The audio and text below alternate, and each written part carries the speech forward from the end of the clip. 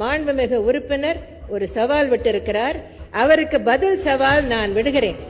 சங்கரன் கோயிலில் நாங்கள் தனித்து வேட்பாளரை நிறுத்தப் போகிறோம். உங்கள் கட்சிக்கு திராணி இருந்தால் தனித்து வேட்பாளரை நிறுத்துங்கள். பேருந்து கட்டணத்தை உயர்த்திய பிறகு, பால் விலையை உயர்த்திய பிறகு, சங்கரன் கோயில் சட்டமன்ற தொகுதி இடைத்தேர்தலில் தனித்து நின்று மகத்தான வெற்றியை நாங்கள் அடைவோம். அதை நீங்கள் பார்க்கத்தான் போகிறீர்கள். உங்களால் முடியுமா என்பதை யோசித்து விட்டு பேசுங்கள். போன கிட்டத்தட்ட 2006 இருந்து 11 வரைக்கும் இடைத்தேர்தல் எவ்வளோ வந்தது. அந்த இடைத்தேர்தலில் ஒரு தேர்தலில் கூட அனைத்து இந்த அண்ணா திராவிட முன்னேற்ற ஜெயிக்கல. இன்னைக்கு வந்துட்டு நான் சங்கரன் கோயிலை ஜெயிப்பேன் சவால் விடுறது ஆளுங்கட்சியா இருந்தா கலைஞரை சொன்னா போன தடவை எப்படி ஜெயிச்சாருன்னு அவங்களுக்கு தெரியும். இப்ப நீங்களே எப்படி ஜெயிக்க போறீங்கிறதா அனைத்து இந்த அண்ணா திராவிட எப்படி ஜெயிக்க போறங்கிறது தயவு செய்து பேசி முடிச்ச நம் அமைச்சர் பேசுறாங்க.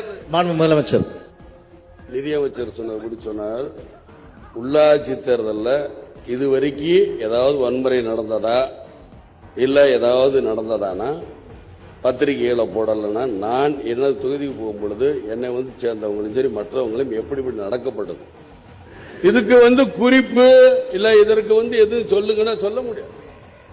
இப்ப திருட்டுத்தனமா ஓட்டு போட நீங்களும் தான் சொன்னீங்க. நீங்களும் தான் அந்த இதுல எலக்ட்ரானிக்கல் சொல்லி முடிச்சிடுறேன், அப்புறம் நீங்க பேசுங்க. எலக்ட்ரானிக்கல் ஓட்டுல தவறு எல்லாரும் தான் கோர்ட்டுக்கு போனோம்.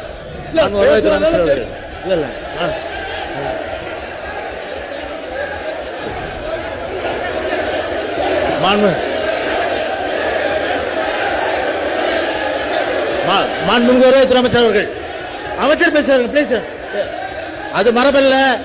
அமைச்சர் ஏந்திருக்கும் போது அவர் கொடுத்துரு, அப்புறம் வாய்ப்பு தராங்க. பிளீஸ் வருவாய்த்துறை அமைச்சர் பிளீஸ் மாண்புமிகு இங்க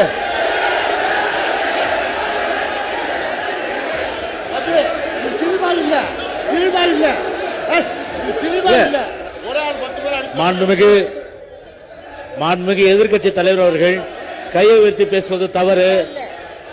எதிர்க்கட்சி தலைவர் அவர்களும் தேமுதிக சார்ந்த உறுப்பினர்களும் அவைக்கு குந்தகம் விளைவிக்கின்ற காரணத்தினால் அவை காவலர்கள் அவர்களை வெளியேற்றும்படி கேட்டுக் கொள்கிறேன்.